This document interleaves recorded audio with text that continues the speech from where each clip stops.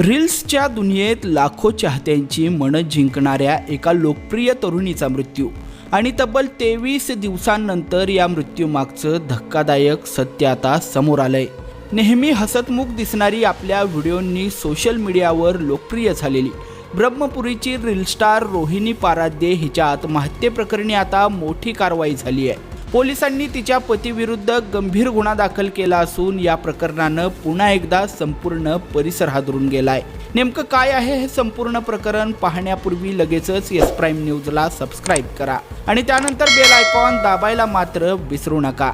25 वर्षीय रोहिणी पाराद्ये हिने 26 मे रोजी दुपारी ब्रह्मपुरी परिसरातील एका हॉटेलमध्ये गळफास घेऊन आत्महत्या केली होती। त्यावेळी तिच्या मृत्यूभोवती अनेक प्रश्न निर्माण झालेले होते। सोशल मीडियावरही विविध चर्चा रंगल्या होत्या।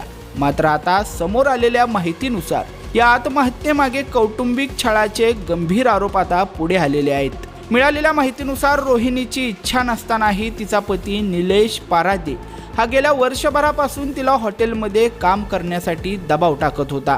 याशिवाय घरगुती कारणांवरून वारंवार वाद घालणे, मानसिक त्रास देणे आणि अनेकदा मारहाण करणे असा तिच्यावर सततचा छळ सुरू असल्याचा आरोप तिच्या कुटुंबियांकडून करण्यात आलेला होता। सुरुवातीला हे प्रकरण आत्महत्येपुरते मर्यादित असल्याचे दिसत होतं।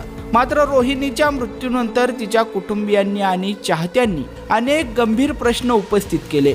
रोहिणीसारखी आनंदी दिसणारी मुलगी इतकं टोकाचं पाऊल का उचलेल हा प्रश्न सर्वांनाच सतावत होता। दरम्यान पोलिसांनी तपास सुरू ठेवत विविध तांत्रिक पुरावे गोळा केले।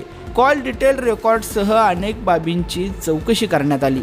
मात्र तपासात अपेक्षित धागेदोरे मिळत नव्हते। अखेर रोहिणीचे वडील बाळू गिरजाप्पा शिवशरण यांनी पुढे येत आपल्या मुलीवर झालेल्या कथित छळाबाबत सविस्तर तक्रार दाखल केली आहे। या तक्रारीनंतर तपासाला वेग आला असून मंगळवेढा पोलिसांनी आरोपी पती निलेश पाराद्ये याच्या विरुद्ध गुन्हा दाखल केलाय।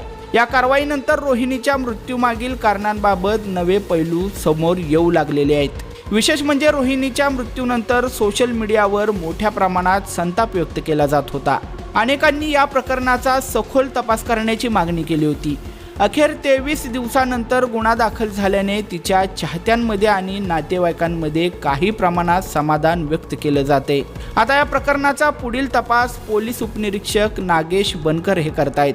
तपासातून आणखी कोणती माहिती समोर येणार? रोहिणीच्या मृत्यूमागील सर्व सत्य बाहेर येणार का? आणि आरोपीवर नेमकी कोणती कारवाई होणार?